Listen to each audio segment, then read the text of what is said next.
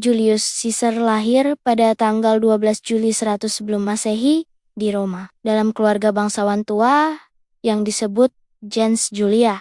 Meski memiliki garis keturunan yang dihormati, keluarganya tidak terlalu kaya, sehingga masa kecil Caesar jauh dari kemewahan. Sejak muda, ia menunjukkan kecerdasan luar biasa, kemampuan berbicara yang hebat, dan ambisi yang tak pernah padam. Keluarganya mengklaim garis keturunan dari Dewi Venus, sehingga sejak kecil Caesar tumbuh dengan keyakinan bahwa dirinya ditakdirkan untuk hal besar. Ketika remaja, Caesar menikah dengan Cornelia, putri dari Lucius Cinna, seorang tokoh politik populer. Keputusan ini membuatnya masuk ke lingkaran politik yang berseberangan dengan diktator saat itu, Lucius Cornelius Sulla. Sulla menuntut agar Caesar menceraikan Cornelia, tetapi Caesar menolak.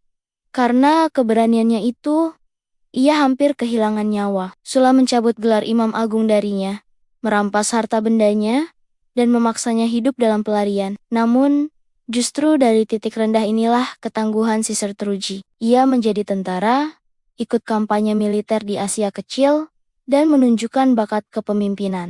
Ia pernah diculik bajak laut di Laut Aegea, tetapi dengan berani justru memperingatkan para penculik bahwa suatu hari ia akan menyalib mereka. Dan benar, setelah ditebus, Caesar mengumpulkan pasukan, mengejar para bajak laut itu, dan menghukum mereka dengan eksekusi. Kisah ini membuat namanya mulai terkenal karena keberanian dan kecerdasannya. Kembali ke Roma, Caesar mulai meniti karier politik. Ia dikenal sebagai orator ulung, mampu memikat massa dengan kata-kata. Ia bergabung dengan fraksi politik populer yang memperjuangkan hak rakyat jelata. Langkah besar dalam hidupnya terjadi ketika ia menjalin hubungan politik dengan dua tokoh kuat, Crassus, orang terkaya di Roma, dan Pompey, jenderal yang disegani. Aliansi ini dikenal sebagai Triumvirat pertama. Dengan dukungan mereka, Caesar diangkat sebagai gubernur Gallia, sebuah wilayah luas yang kini meliputi Perancis dan Belgia. Sebagai gubernur,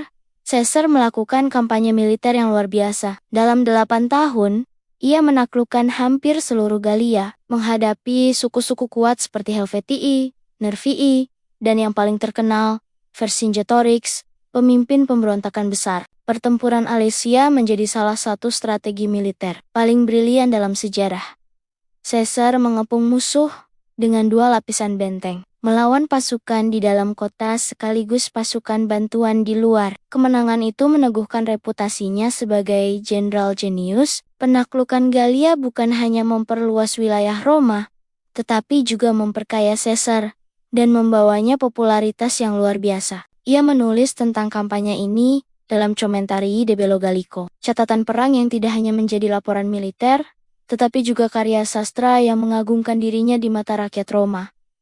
Namun, kesuksesannya membuat banyak senator curiga. Mereka khawatir Caesar akan menggunakan popularitas dan pasukannya untuk merebut kekuasaan di Roma. Senat kemudian memerintahkan Caesar membubarkan pasukannya dan kembali sebagai warga biasa.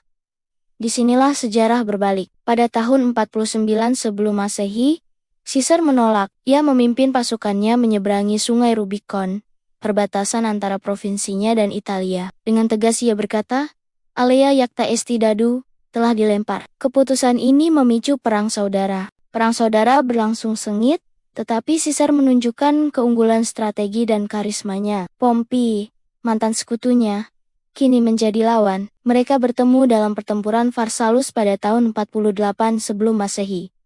Meskipun kalah jumlah, pasukan Caesar berhasil menghancurkan Pompey. Pompey melarikan diri ke Mesir, berharap mendapat perlindungan, tetapi justru dibunuh oleh penguasa muda Mesir. Ketika Caesar tiba, ia malah marah karena kematian Pompey dianggap penghinaan.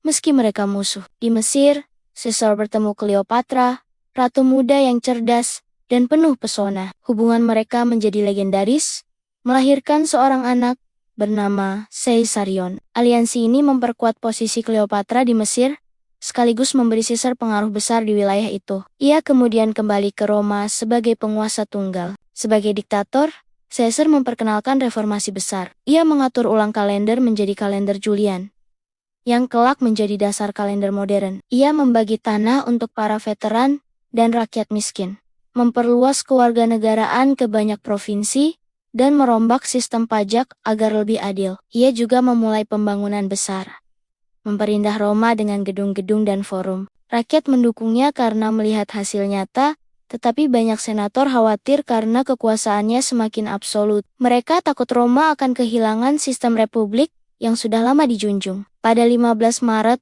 44 sebelum Masehi, hari yang kelak dikenal sebagai Ides of March, Caesar memasuki Senat tanpa pengawalan ketat. Sekelompok senator, termasuk Cassius dan Brutus, yang dikenal sebagai sahabatnya, bersekongkol untuk membunuhnya. Di tengah sidang, mereka menyerang Caesar dengan belasan tikaman. Menurut legenda, kata-kata terakhirnya ditujukan pada Brutus.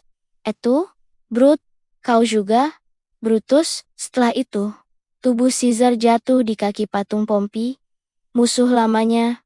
Seolah-olah sejarah menutup lingkarannya. Kematian Caesar mengguncang Roma.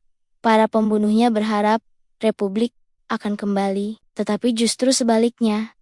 Kekacauan meletus. Perang saudara kembali terjadi antara pendukung Caesar, termasuk keponakannya Octavianus kelak dikenal sebagai Augustus, melawan para pembunuh. Pada akhirnya, kekaisaran berdiri, dan warisan Caesar hidup melalui para penerusnya. Nama Caesar menjadi gelar kekaisaran. Dari sinilah lahir kata Kaiser di Jerman dan Tsar di Rusia. Julius Caesar memang mati ditikam, tetapi namanya terus hidup sebagai simbol kekuasaan tertinggi. Hidup Caesar adalah kisah tentang ambisi, kejayaan, pengkhianatan, dan warisan abadi. Dari seorang bangsawan miskin, ia bangkit menjadi jenderal terbesar, penguasa tunggal Roma, sekaligus orang yang mengubah jalannya sejarah. Ia menaklukkan wilayah, menulis buku, mencintai Cleopatra, mereformasi Roma, dan mati di tangan orang-orang yang paling ia percayai. Tak ada tokoh lain yang namanya begitu lekat dengan kata kekuasaan. Hingga kini, lebih dari 2000 tahun kemudian, nama Julius Caesar tetap dikenang sebagai salah satu manusia paling berpengaruh dalam sejarah dunia.